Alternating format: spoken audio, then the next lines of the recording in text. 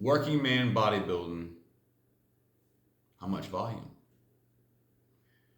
So we touched on the last video about intensity being king over volume when it comes to doing 1 or 2 hard workouts a week, because you want to do as little as possible to stimulate growth and be able to recover from it due to having a low recovery capacity, whether it be a long schedule, stressful life, can't sleep, all that.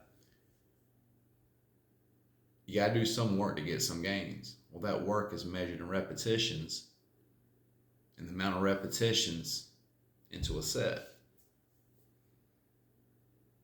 So how many sets?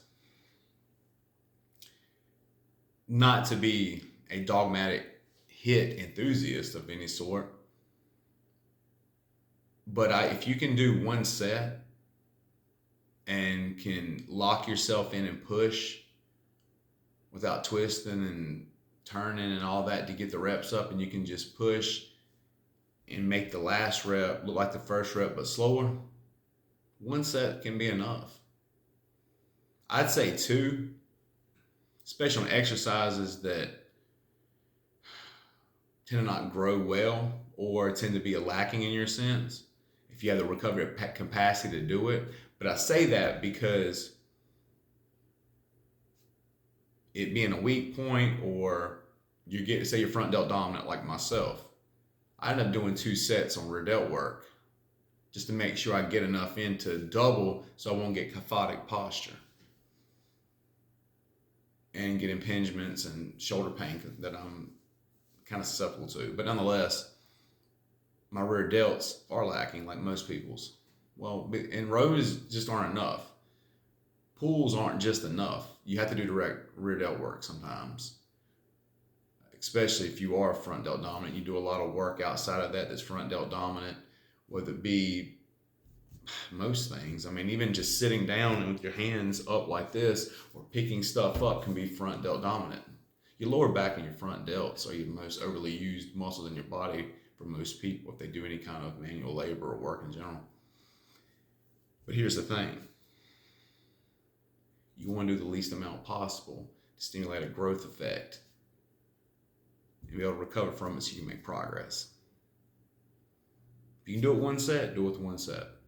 But if you struggle with certain exercises, or you're having issues with being underdeveloped or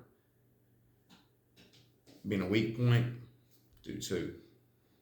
Then you know for sure you at least got enough work to compensate what you did with the opposing muscle group, but also be able to have enough to bring the weak point up. Sometimes I do left side only stuff or right side only stuff, whether it be my left lat is a little bit smaller than my right lat, or my left rear delt smaller than my right rear delt, something like that. I do that too. I add those sets in, but I have to be able to recover from it. Because that stuff just adds up. You're just doing meaningless sets and it can turn into junk volume real quick. But if you're somebody that can lock into a set, push, and get the most out of it, 1 set's enough. But if you need to do 2, do 2. I wouldn't say no more than that. Especially if you're really pushing those sets up to failure, either AMRAP it as many reps as possible, and they're clean reps. That last one is just, it's impossible to get another one. But if you try for failures, there you go. But you got to be able to recover from workout to workout.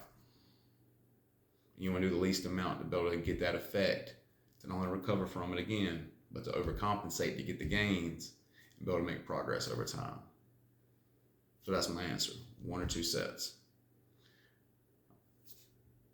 It depends on the exercise, depends on your goals, it depends on a lot of variables, but over time, you probably could work down to 1 hard set on everything if you've got the experience and the susceptibility to get the most out of a set, because over time your pain tolerance will grow. Your recovery ability won't grow, but so much, especially compared to your strength. So you're going to have to do less over time to recover from it. But you're going to have to push more intense on those sets. So pushing to failure and beyond failure might be necessary. Depends on the person, depends on the genetics, depends on a lot of variables as well. But again, 1 or 2 hard sets on everything, up to failure or beyond, if you can recover from it, is enough.